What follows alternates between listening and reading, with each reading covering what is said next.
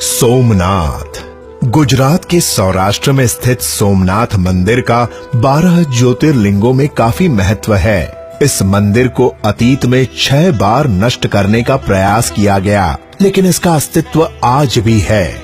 माना जाता है कि इस मंदिर का निर्माण दक्ष प्रजापति के श्राप से मुक्त होने के बाद स्वयं चंद्रदेव ने करवाया था। इस मंदिर का उल्लेख ऋग्वेद में भी मिलता है। महाकालेश्वर मध्य प्रदेश के उज्जैन स्थित महाकालेश्वर मंदिर का महत्व दूसरे सभी ज्योतिर्लिंगों से अधिक है। माना जाता है कि यह ज्योतिर्लिंग स्वयंभू है और इसकी सभी शक्तियों का स्रोत वह स्वयं है, जबकि बाकी सभी ज्योतिर्लिंग मंत्र शक्ति के आधार पर स्थापित किए गए हैं। बैद्यनाथ ज्योतिर्लिंग झारखंड के देवघर में स्थित है। देवघर यानी देवताओं का घर। यह ज्योतिर्लिंग सिद्ध पीठ है, यानी मान्यता है कि यहाँ मांगी गई हर मनोकामना पूर्ण होती है। यहीं पर शिव के अनन्य भक्त रावण ने उनकी आराधना की थी और उन्हें खुश करने के लिए अपने 9 सिरों की आहुति दी थी। रामेश्वरम ज्योतिर्लिंग तमिलनाडु के रामनाथपुरम में स्थित रामेश्वरम ज्योतिर्लिंग की भी काशी विश्वनाथ जैसी ही मान्यता है। भगवान राम ने लंका पर आक्रमण करने से पहले यहीं पर भगवान शिव की पूजा की थी। यहीं पर रामेश्वरम सेतु भी स्थित है। त्र्यंबकेश्वर महाराष्ट्र के नासिक प्रांत में स्थित है। त्र्यंबकेश्वर ज्योतिर्लिंग इसी के निकट स्थित ब्रह्मगिरी नामक पर्वत से गोदावरी नदी का उद्गम होता है। यह इकलौता ज्योतिर्लिंग है जहाँ त्रिदेव यानी ब्रह्मा, विष्णु और साक्षात शिव वास करते हैं। अन्य सभी ज्योतिर्लिंगों में सिर्फ शिव का वास माना जाता है।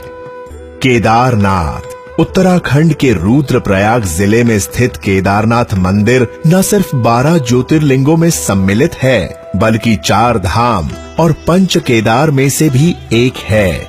यहाँ की प्रतिकूल जलवायु के कारण इसे अप्रैल से नवंबर माह में ही दर्शन के लिए खोला जाता है। ओमकारेश्वर मध्य प्रदेश में नर्मदा के तट पर शिवपुरी नामक एक टापू पर ओमकारेश्वर ज्योतिर्लिंग स्थित है। कहा जाता है कि इस टापू का आकार ओम की तरह है और स्वयं नर्मदा के कटाव से इसका यह आकार बना है। इसीलिए इस मंदिर का नाम ओमकारेश्वर पड़ा है। इसका मूल नाम मानधाता है। यहाँ ओमकारेश्वर और अमरेश्वर नाम के 2 मंदिर हैं, जिनमें नियमित रूप से पूजा की जाती है। धृष्णेश्वर महाराष्ट्र के औरंगाबाद के पास धृष्णेश्वर या धुष्मेश्वर महादेव का मंदिर स्थित है। यह मंदिर इलोरा की गुफाओं के पास स्थित है। 12 ज्योतिर्लिंगों में इसे अंतिम ज्योतिर्लिंग माना जाता है। मंदिर की उत्पत्ति से जुड़ी एक पौराणिक कथा के नाम पर ही इसका नाम धृष्णेश्वर पड़ा है।